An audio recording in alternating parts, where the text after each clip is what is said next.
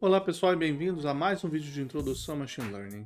No vídeo de hoje a gente vai falar sobre regressão linear, polinomial, múltipla e uma generalização. A ideia de regressão é bastante simples. A gente tem um conjunto de variáveis, ou um vetor de variáveis, x, e a gente quer fazer a previsão de um valor y. Esse valor y é contínuo. No caso mais simples, a gente tem uma função de uma variável que a gente quer achar. Então aqui eu tenho várias observações, tá? São vários pontos.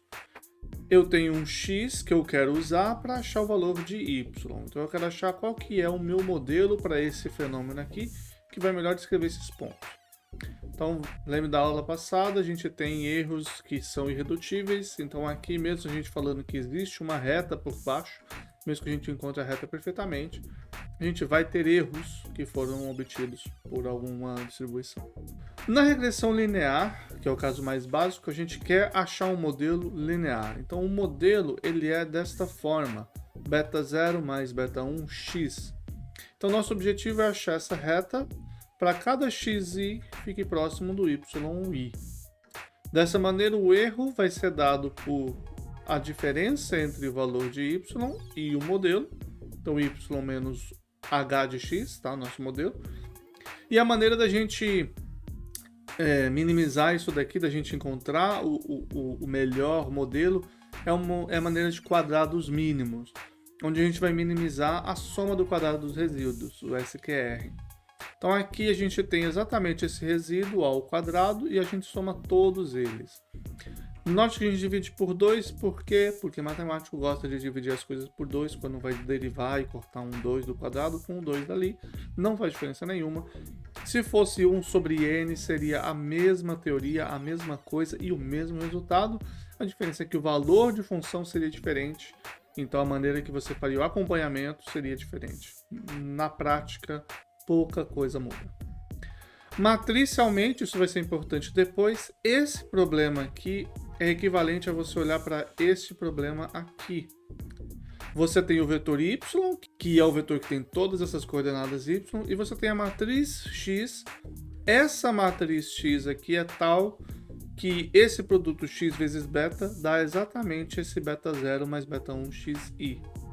Então essa matriz x aqui é a matriz que tem a primeira coluna de 1s e a segunda coluna os vetores, o vetor x. A gente vai expandir isso depois, mas se você quiser realmente os detalhes, você vai dar uma olhada no vídeo de cálculo numérico que eu vou colocar linkado aqui em cima. Então aqui embaixo eu tenho o meu conjunto de dados original e valores beta 0 e beta 1 que eu vou variar para ver como que fica o resultado. Note que essa função aqui de quadrados mínimos, ela é uma função de duas variáveis, beta 0 na primeira coordenada, beta 1 na segunda coordenada. Então eu posso desenhar as curvas de nível dessa função. Você pode ver que são elipsoides, tá? São elipses, quer dizer. Se você fez cálculo 2, você vai saber o que são essas curvas de nível.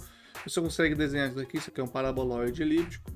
Se você não fez, não se preocupe demais com isso, mas se você tiver a chance, eu recomendo porque é bastante interessante para essa área. Então aqui eu tenho os valores e aqui o que acontece quando eu movo o primeiro beta, que é o beta 0, o valor, a altura, digamos assim, da reta muda. O que acontece quando eu mudo o segundo beta? A inclinação da reta muda. Não estou colocando o beta 1 negativo, mas também poderia, tá? Nesse exemplo não foi necessário.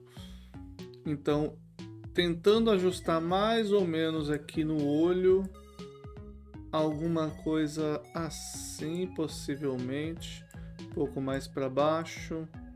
Alguma coisa assim parece ser um valor ótimo, ok? Note que, como são valores de curva de nível, está crescendo aqui no extremo, aqui para baixo, no meio, dentro dessa elipse, é onde está a solução. Essa é a ideia, a gente quer resolver esse problema. É um problema de duas variáveis que eu estou minimizando. Eu posso fazer o clássico deriva igual a zero. E se você deriva igual a zero, você encontra essa solução aqui em cima. O valor de beta, a gente costuma colocar beta chapéu, para falar que é o beta predito, é dado por essa expressão aqui. Ok? Note que existe uma matriz x transposto x e a inversa dela. Então, para existir inversa, tem algumas condições que a gente vai ignorar. No caso linear, quase sempre é satisfeito. Não se preocupe demais com isso. E você pode ver que é como se você pegasse esse sistema aqui, multiplicasse x transposto por isso daqui e fizesse igual a zero e resolvesse, tá? É exatamente isso que acontece, na verdade. Então tá aqui a solução. Para os dados que a gente usou, você tem o SQR perto de 2.24. Aqui na mão a gente achou 2.3, ok? É um exemplo básico, a gente conseguiu chutar bem, tá? A gente passar esse valor para frente não ia ser ruim, mas esse é o ótimo. Legal? Essa é a ideia de regressão linear, não tem muito segredo. Você pode fazer mais que isso, que a regressão polinomial. Então tem um outro conjunto de dados feito por algum outro fenômeno. Esse conjunto de dados visualmente não é linear, tá? A gente pode fazer o mesmo ajuste aqui, a gente pode encontrar o mesmo, fazer a mesma ideia e encontrar o menor valor de SQR. Ele é este valor de SQR aqui que minimiza. E a gente consegue ver que não faz tanto sentido, tá? Visualmente a gente está vendo isso. Não faz tanto sentido. Então a gente pode expandir a ideia do que a gente fez para um modelo mais complicado. Então veja que o meu modelo é um beta 0 mais beta 1 vezes x, beta 2x² até um beta p x elevado a p. Ou seja, um polinômio de grau p. E eu tenho de resto exatamente a mesma ideia. Eu tenho esse modelo, eu quero o erro que é o y menos o modelo. Eu quero minimizar esse erro ao quadrado. Tudo igual, a única diferença é o modelo, é um polinômio, não mais uma reta. Matricialmente, por incrível que pareça, é a mesma coisa. Você tem x vezes beta. A diferença é que o meu x agora é isso daqui tudo. Essa matriz gigante. E, fantástico, é a mesma solução, tá? Então, quadrados mínimos a gente sempre associa com um problema dessa forma. E regressão, essas todas, a gente sempre vai ter essa mesma ideia, tá? A análise estatística é diferente, mas o problema do ponto de vista de matemática aplicada é igual. Por isso que a gente faz todos eles juntos em quadrados mínimos. Você pode ver aqui que para p igual a 1, essa é a solução que a gente obteve, então para uma reta. Se você aumenta para um polinômio quadrático, você tem a solução muito bonita. De fato, o que eu usei para esse modelo foi quadrático, então essa é a solução que eu esperava. Só que eu posso aumentar, fazer grau 3 para 4, 5, 6 e assim por diante. Você pode perceber que o meu SQR vai sempre diminuindo, então 12,38, 14, 13 e etc. Existe, no entanto, algumas situações onde o SQR pode aumentar, mas essas situações são completamente numéricas.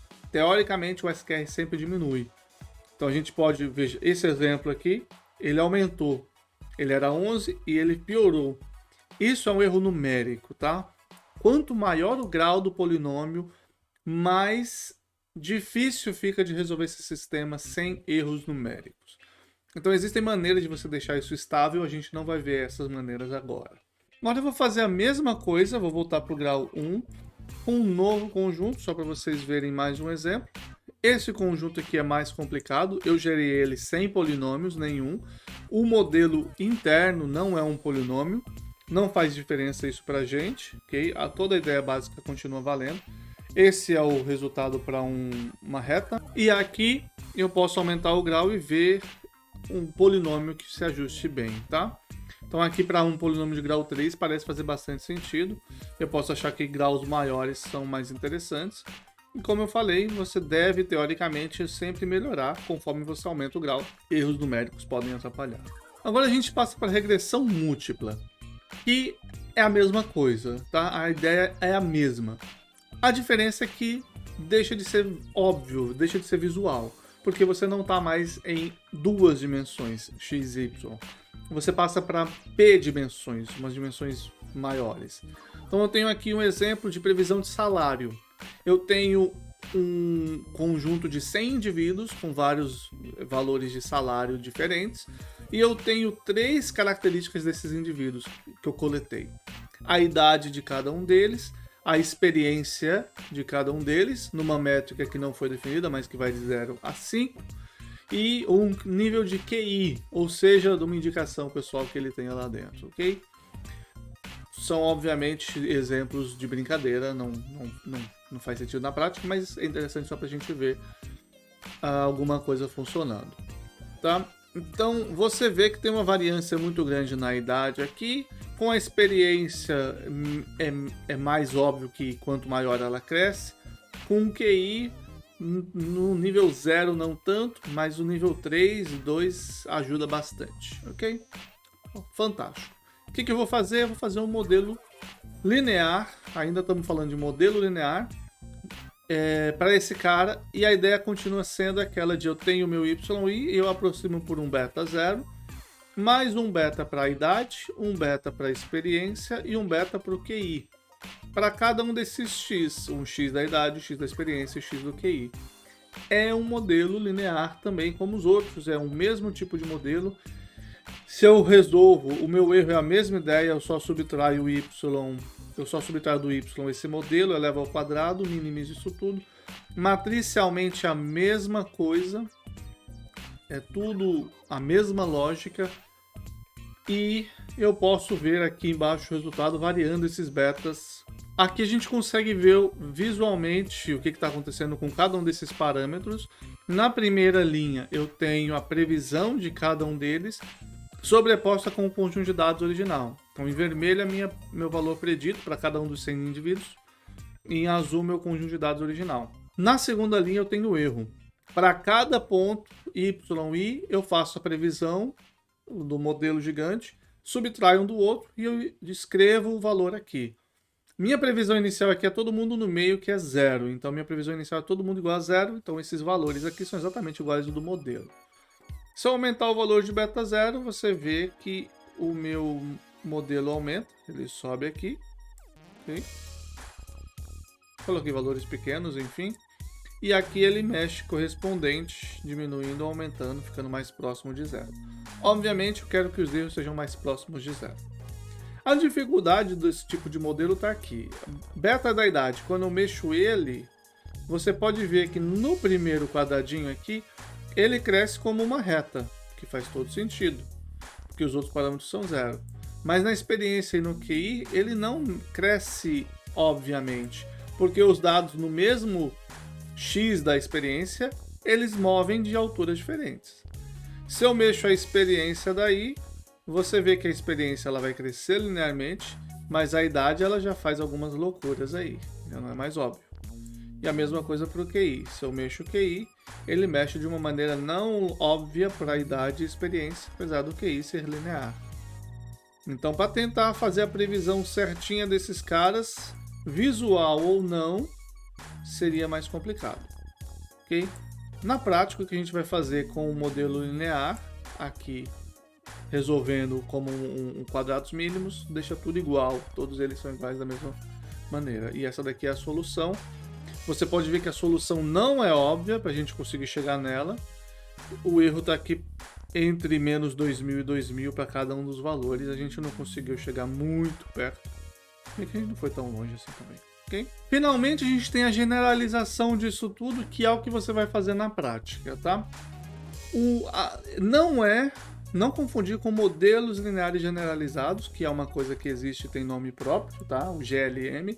Aqui é só a generalização dessa ideia.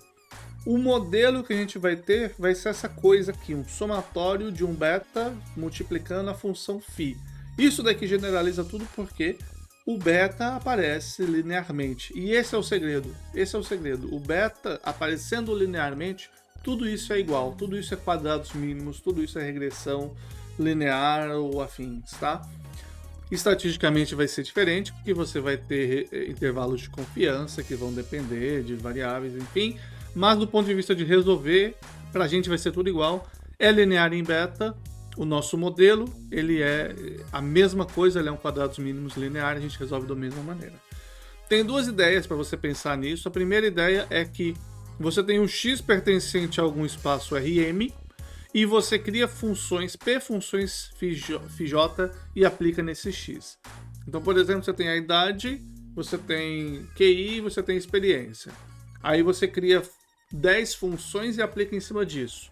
3 funções óbvias são você pegar exatamente cada um deles. Aí você faz funções mais interessantes. Por exemplo, pega a idade e multiplica pelo QI. Pega a idade e multiplica pela experiência. Isso é um tipo de modelo quadrático que você está fazendo. em cima de 3 variáveis, tá? Ele é exatamente um modelo polinomial múltiplo. Mas você pode fazer log da idade mais o QI ao quadrado. Já não é óbvio mais o que está acontecendo. Então você tem coisas interessantes que você pode fazer aí. Uma coisa que aparece muito em regressão é previsão de demanda, por exemplo. Quando você faz previsão de demanda, você quer saber quantas unidades de uma coisa vai ter. Então, são valores contínuos. Tecnicamente, você não tem continuidade na demanda, você vai aproximar para o inteiro mais próximo, mas vai ser valores entre 0 e 10 mil, por exemplo, então você está suficientemente contínuo. Então, para fazer essa previsão, você tem informações do pedido passado, por exemplo. Então, você está num ponto, você tem os últimos 12 meses de pedido semanal, por exemplo. Então, você tem 52 valores de pedido. E aí, o que você pode fazer para o seu X? O seu X pode ser a média de todos os 12, a média dos últimos 12, 3 a 3, você pegar o máximo deles todos, o mínimo deles todos, você pegar, sei lá, exponencial e logaritmo desses caras, não sei se faz sentido isso, mas você faz operações em cima dos valores que você tem para criar novos valores. Então a maneira 1 de pensar nisso é que você tem essa função. Uma maneira 2 de você pensar nisso é pensar direto na matriz x-zona.